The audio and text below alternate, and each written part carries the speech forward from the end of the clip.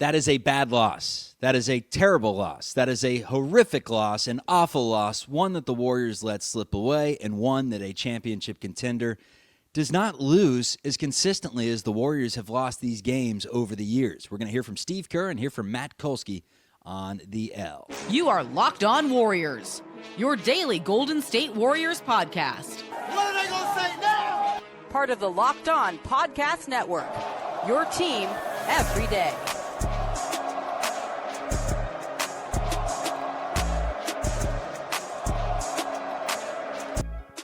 What's up, everyone? Welcome to the Locked On Warriors. We're part of the Locked On Podcast Network, your team every day. Coming at you Monday through Friday, wherever you get your audio podcasts and on YouTube.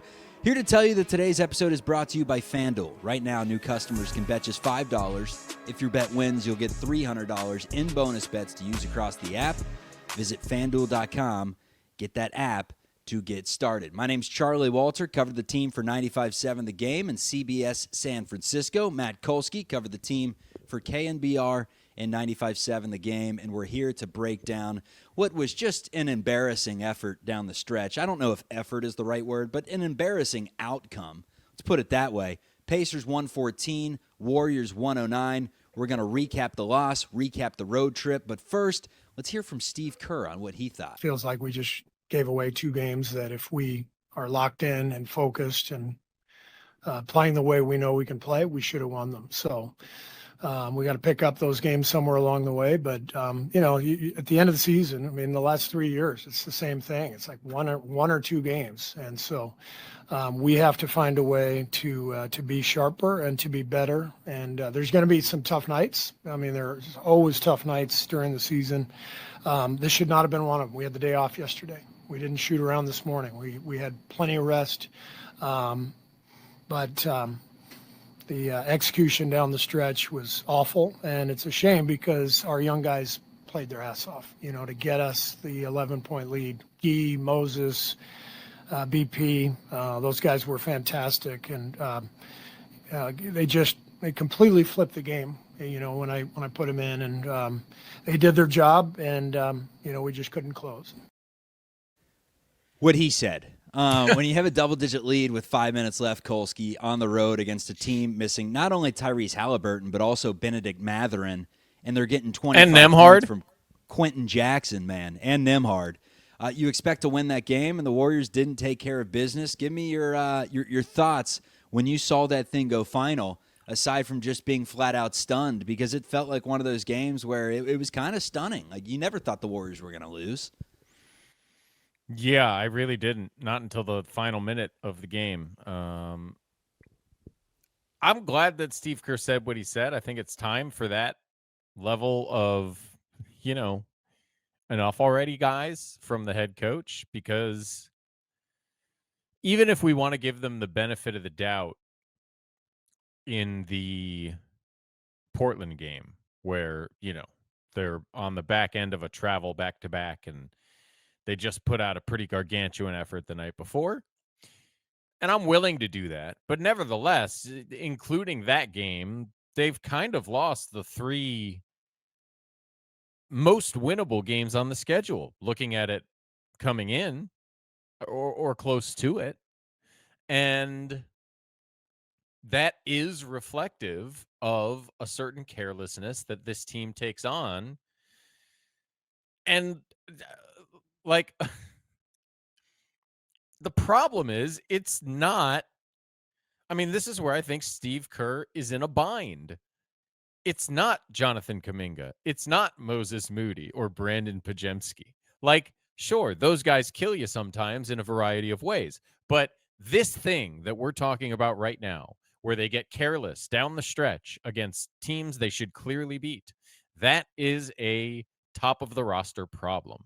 And I think Jimmy Butler improves it a bit, but Steph Curry is clearly the biggest culprit, and Draymond Green is right behind him.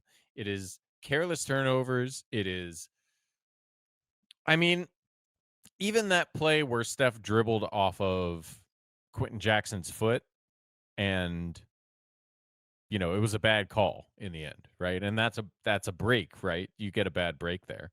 And of course, it should never have been close enough where a bad break defines the game. Not that that one necessarily did, but more to the point, he doesn't need to be in that situation. Like, you guys know how to break a press, for God's sakes.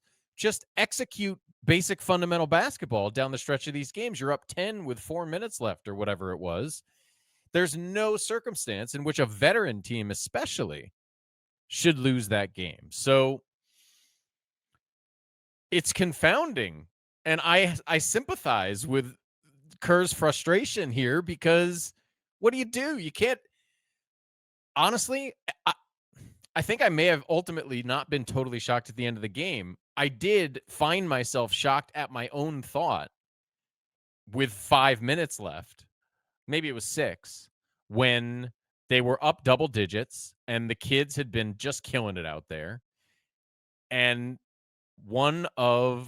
so I was watching the NBA TV feed, and one of the Pacers announcers, I believe the color commentator, was like, wow, Steph Curry's been out a long time. And this is much later than they usually bring him in the fourth quarter. And I was like, you know what? It is. And God, maybe they just leave him on the bench tonight, because it was all night last night with Steph, right? It really was just not. And Kerr said that. I wasn't part of the bit you played, but in that same answer, he was like, it just wasn't Steph's night, right? I don't know what to say, because I don't think it's like Steph's getting old, bad night from Steph at all. He's always had these nights. And what's frustrating, just of last course, year. Yeah. And what's frustrating is not 8 for 23. What's frustrating is 5 turnovers and where they take place and how they happen. Amen, man. And we still have yet to really see the Buddy Hield game off the bench. Yeah. Just running through some of the numbers for the Warriors in this one.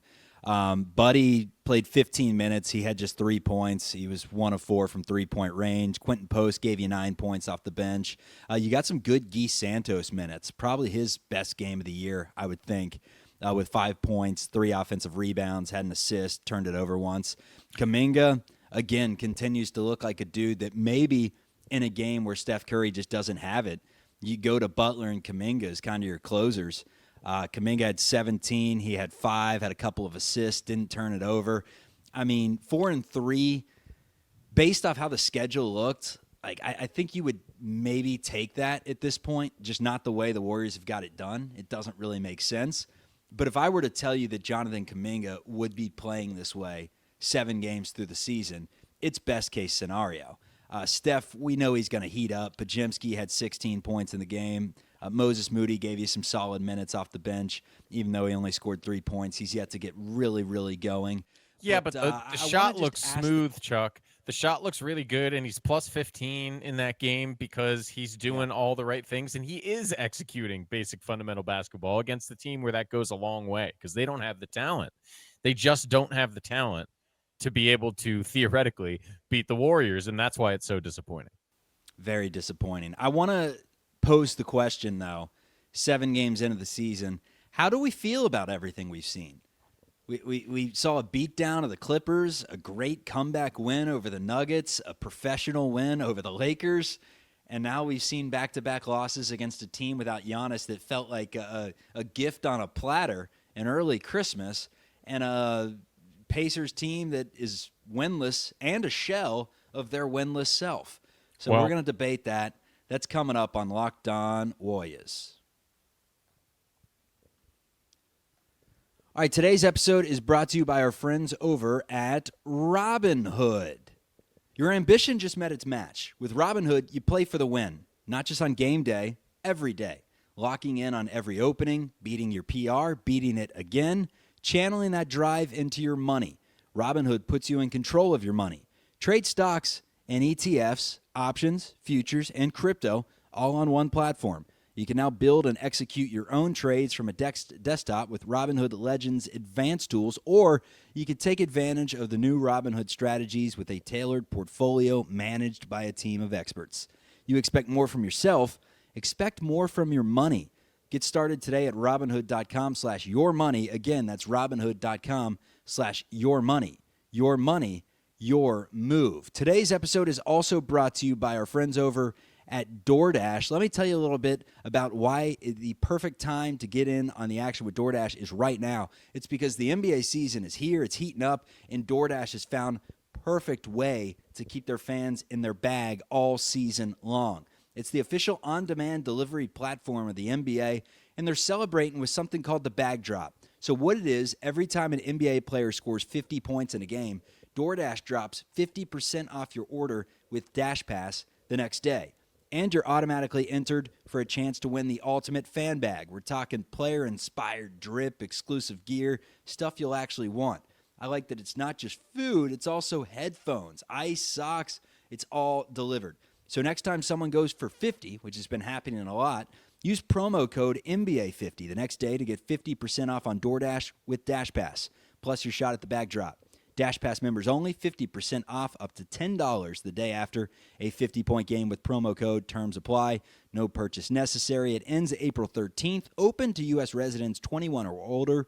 Visit DoorDashInYourBag.com for full details. DoorDash in your bag all season long. Let's get back to the show. And most importantly, he a dog. We need more dogs. Chuck, real quick, All right, Kolsky, I mean, how are we feeling? Just I mentioned that the Warriors. hit me with that code again, man. I need to get 50% off my DoorDash real quick. Honestly, I gotta look up that code. I know. But, I'm if you want- sorry. I NBA fought 50. NBA 50. 50. That's what I'm talking about. That's Love simple. DoorDash. Yeah. Big DoorDash guy. Love our sponsors in general, but that one I'm you know. Now's the time to do it, man. You got Austin Reeves going for 50. Shea at this point maybe averaging I'm saying, 50. man. Like I think they shot the number too low for this season. Like let's go DoorDash. Okay, sorry. What do I think? The answer to your question that you asked before the break. It's I think a team the same, that shows up for the big games. We know this. Well, the and that's question the is, thing. But that's what matters. We know this. And that's part of what's so frustrating about losses like yesterday. it's like, is give that- yourself a cushion, man. Give yourself a cushion. Exactly. You know those games, they know which games matter. Okay? They know. And they're right. But you give yourself more margin for error in those games when you take care of business. And they also know that. They just are not doing a good job of it. And that is very frustrating because, again, if it was the young players, then you coach them and you impress upon the veterans to lead both vocally and by example. But when the veterans are failing to lead by example, it's a tough pill to swallow, especially if the young guys are already doing the right things. Or, on the night where somewhat rarely all the young guys seem to do all the right things, it's the veterans that let them down by being kind of unserious when the moment demands it against a lesser team. So I think this team is fine. But as Steve Kerr said in that quote you played, right? Every time they do this, they have to make it up somewhere else. And what that really means is not beating Milwaukee the next time. It's beating Oklahoma City when you weren't necessarily expected to. That's how you make up those games, and it's a much harder job than the one they failed to do last night and against Milwaukee. So they're making the road harder for themselves. 2 or 3 times you can get through, but you cannot let this become a habit, or you will find yourself fighting up from the 8th, 9th spot down the stretch of the season. And we heard so much about a different approach from the start to avoid that same scenario that we saw last year, and we're not seeing it so far. No, it's kind of exactly what we came to saw for the majority of last year, minus maybe a couple of weeks. Like I look at the perfect example late in the season when the Warriors just desperately needed wins, and you beat the San Antonio Spurs by like 50 points on the road. And then you come back home, play that same Spurs team, and Harrison Barnes hits a walk-off 3 in your face. And it's like, right. How do you beat that team by 50 on their home floor and then come back a week later and lose? And I think a lot of it has to do with mindset, being prepared to play, being ready to go, executing the game plan that you're given, and I think that's where the Warriors sometimes struggle. You know, I think had Giannis been on the floor against the Bucks, I may be crazy saying this, I think they have a better chance to win that game. I truly do. I don't think that's crazy. I mean, yes, it sounds crazy, and yeah, it may not ultimately be true, but I do think it's fair to say that based on history, you would expect a more complete effort from the Warriors' best players if Giannis had been available, and that's frustrating. There's not much more to say about it because they know better. Everybody knows better, and it has been a weakness. It is not new.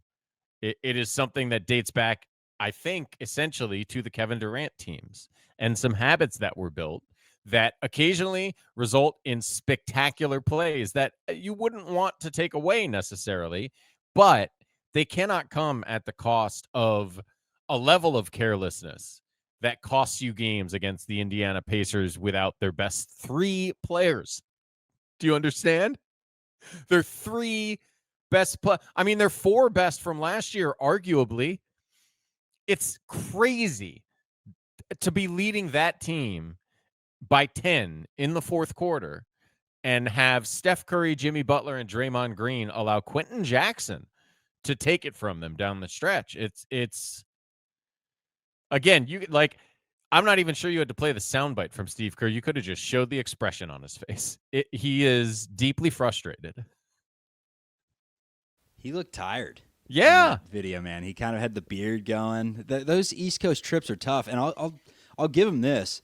Indiana's been kicking the hell out of the Warriors for a minute now, man. It's been years since the Warriors have gotten one over the Pacers. Years. But it's been Tyrese Halliburton mostly, right? Like and when it wasn't him, it was Andrew Nemhard or Miles Turner, or it's not the guys that did it last night. Maybe a little bit Nesmith, but not really.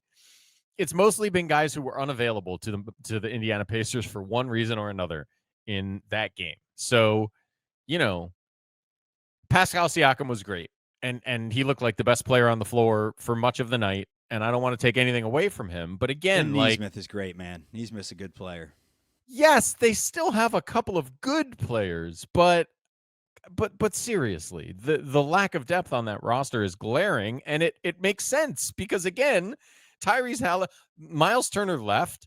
It's kind of a gap year for the team. Tyrese Halliburton is gone all season. Andrew Nemhard was the guy expected to step up and be sort of the engine. He's out. Benedict Mathurin is the next best scorer that they have on the roster. He's out.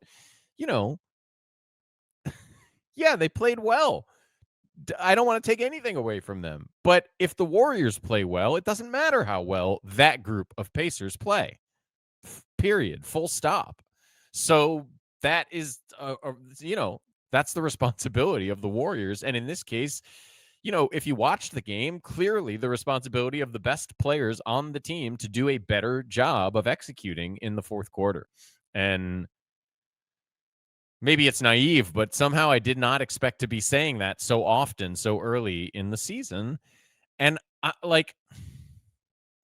hate to go back to this, but if anyone is going to claim tired legs for that, as Steve Kerr said, after a day off, we're kind of screwed come playoff time. Well, maybe we would need to revisit the idea of aggressively resting people who are over 35. I don't know. I mean, if we're talking tired legs 7 games into the season to the point where you can't beat the Indiana Pacers, then this gauntlet of Well, look, yeah, you're right. Obviously, there's a mental element, right? Don't get me wrong. Obviously, there's a mental element. But if the physical is any part of it, I don't know, man.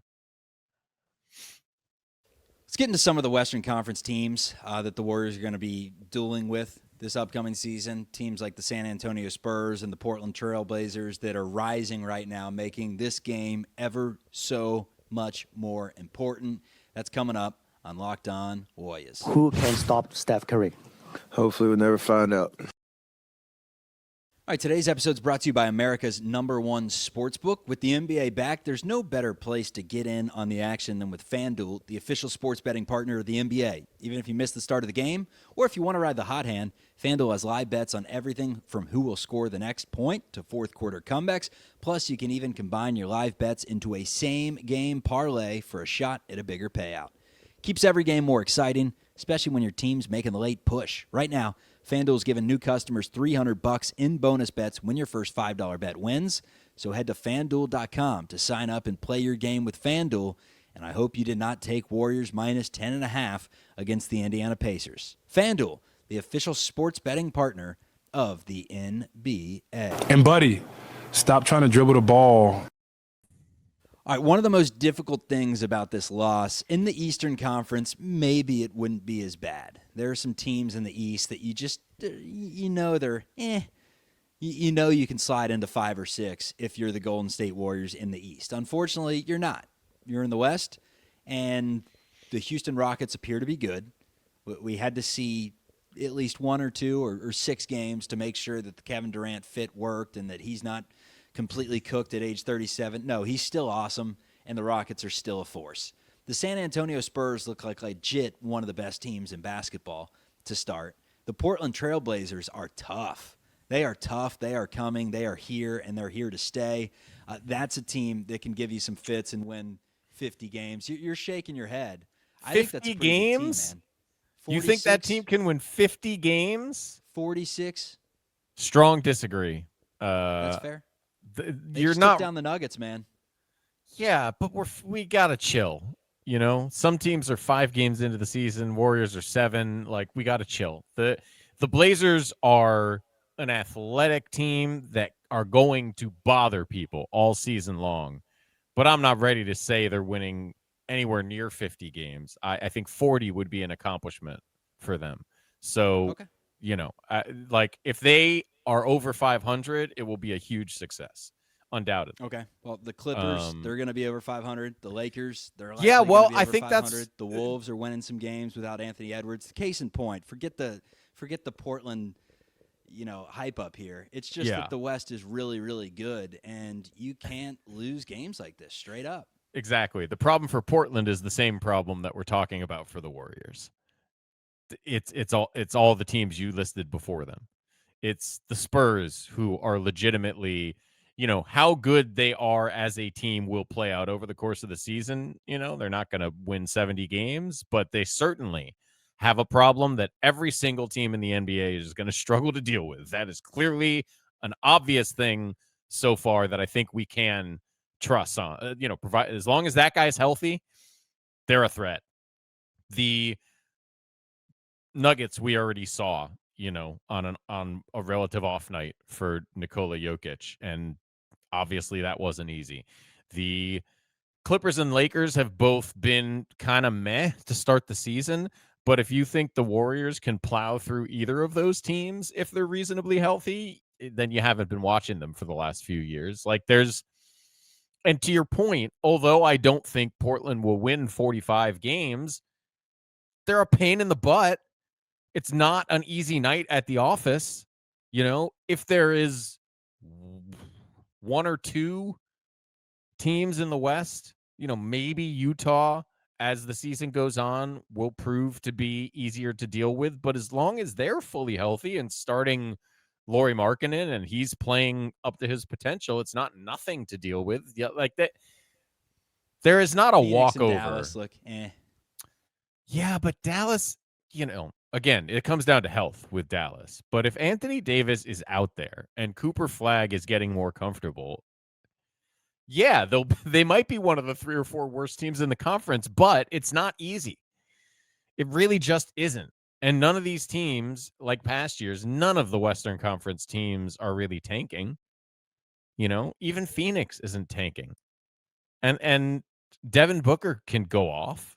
If you can lose to the Pacers, you could certainly lose to the Phoenix Suns. So to me, there's 3 or 4 teams in this conference that will have less than 40 wins that are still not going to let you have it easy. And I think it's a reality that The straight up the roster they faced against the Indiana Pacers, that's one of the worst rosters they're going to face all year long, literally. Same thing with the Bucks without Giannis, to be honest. You know, even in the East, I don't know if Charlotte's worse than those rosters we just saw. I really don't. And even if Ryan Rollins had a career night, that's really no excuse. There's no excuse for losing these two games other than a lack of concentration and a failure to execute in key spots. Ja Morant of Memphis serving a team suspension right now. What are your thoughts on Ja and Memphis and how that saga is going to end there?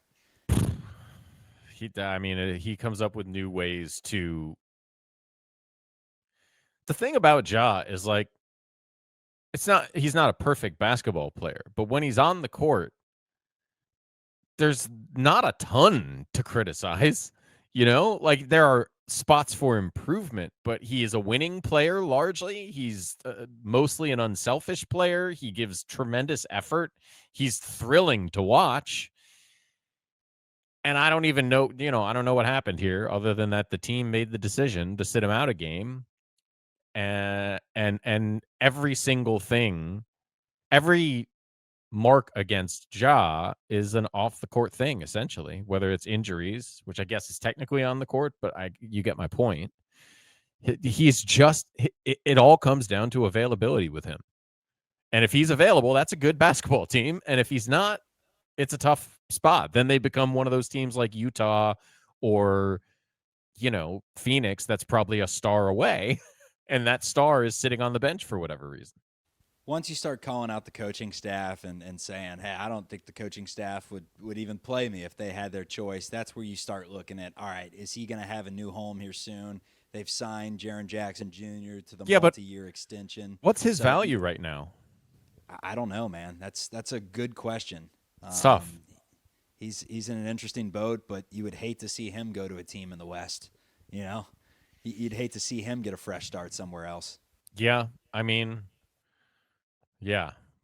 I'm trying to think who's the team, because you can't imagine Memphis. This is a whole other podcast. We got to do a separate podcast if it starts really looking like he might get moved. We'll do a whole "Where Might Ja Go" podcast and how would it affect the Warriors, because it wouldn't be here. You can't imagine, right? How would that happen? No, that's a good question, man.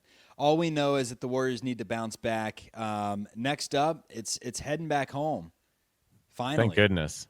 Right? The Phoenix Suns. And honestly, finally, a team like the Phoenix Suns. That's what I'm thinking to myself. And then I'm going, actually, you just played two teams that probably weren't as good as the Phoenix Suns, at least the finished product of what you played. So, yeah, but you know what, Chuck? You should.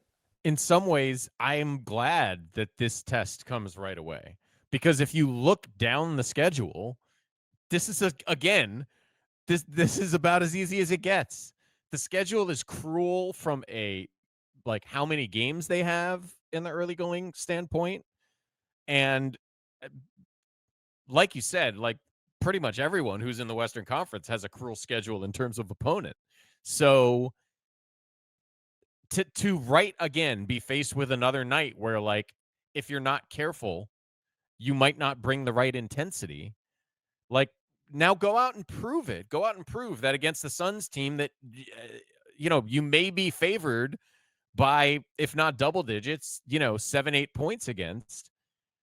Show that you can do the job.